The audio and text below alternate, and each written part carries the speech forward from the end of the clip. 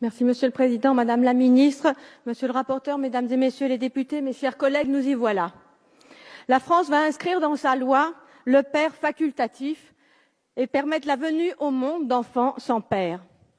Mais qui êtes-vous pour vous permettre une telle mutilation? Est-ce à dire qu'un père est inutile? Assumez de dire qu'un père n'est pas nécessaire. Assumez de dire que vous ne devez rien à vos pères. C'est précisément cette société-là que je ne veux pas. Celle qui dit qu'elle se fait toute seule. Celle qui dit que l'autre n'est pas nécessaire.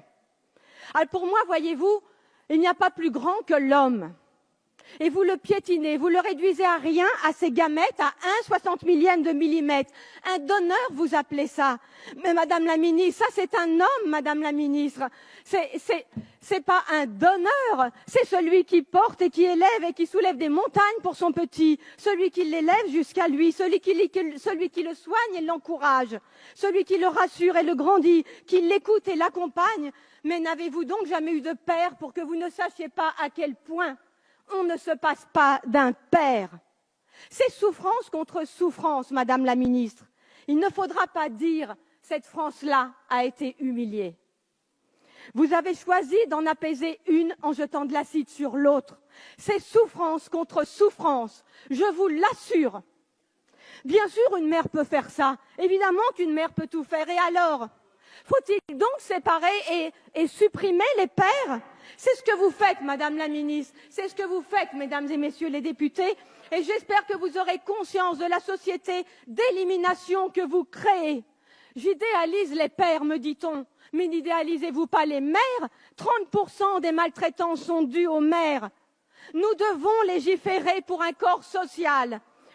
À force de Nous devons légiférer pour un corps social et à force de légiférer pour des catégories, des groupes et des sous-groupes, chacun tire de son côté, c'est la loi du plus fort. Vous créez les communautarismes contre lesquels vous prétendez lutter.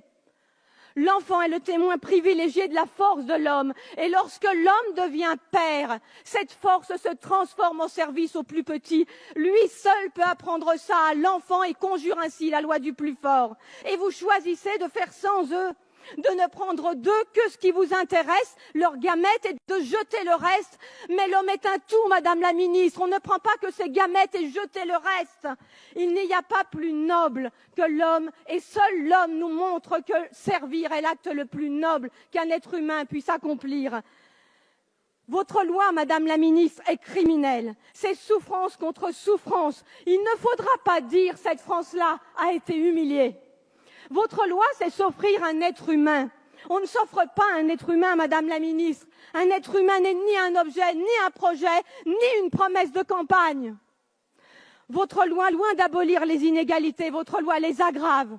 Votre loi soulève des questions de marchandisation du vivant, d'eugénisme, de sélection, le dévoiement du sens de la médecine et la voie du design de l'enfant parfait comme nous le voulons que vous déverrouilliez. Au-delà des bornes, il n'y a plus de bornes.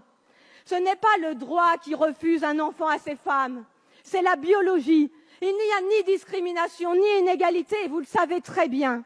L'affirmer à longueur de médias, c'est mentir et manipuler l'opinion. La liberté si fièrement revendiquée n'est qu'une liberté de consommateur. Des Français accèdent au hard discount reproductif qu'il faudra reconnaître en France. Si la PMA, la congélation ovocitaire, le DPI, la recherche sur embryons, si tout cela existe, c'est aussi parce qu'elle enrichit médecins, généticiens, biologistes, patrons de start-up, juristes, avocats, banquiers en sperme et en ovules. Et vous faites semblant de ne pas le voir.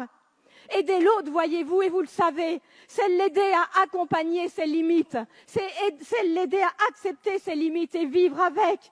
Ce n'est pas dépasser le possible humain. On ne peut décemment pas destituer la figure paternelle au motif que des nouvelles familles apparaissent. Produire des enfants sans père est une atteinte aux droits de l'enfant. Donner à des enfants des parents toujours plus vieux n'est pas un progrès social. Donner une mère seule pour famille n'est pas un progrès social. C'est antinomique avec votre plan pauvreté, antinomique avec vos politiques d'aide à la famille. Et vous le savez très bien, comme vous savez que ce qui est vrai aujourd'hui n'est pas vrai demain, comme l'amour ou l'intention. Vous savez tout cela, mais vous cédez à la société gouvernée par ses seuls désirs. Vous cédez à la société gouvernée par aux frustrations et vous cédez à cette conquête de droit à l'infini, comme si la liberté s'y trouvait. Quelle leurre! Vos arguments nient le bon sens. Au nom de tous les enfants qui ont manqué de père. Je suis obligé de couper le micro. Je vous en prie.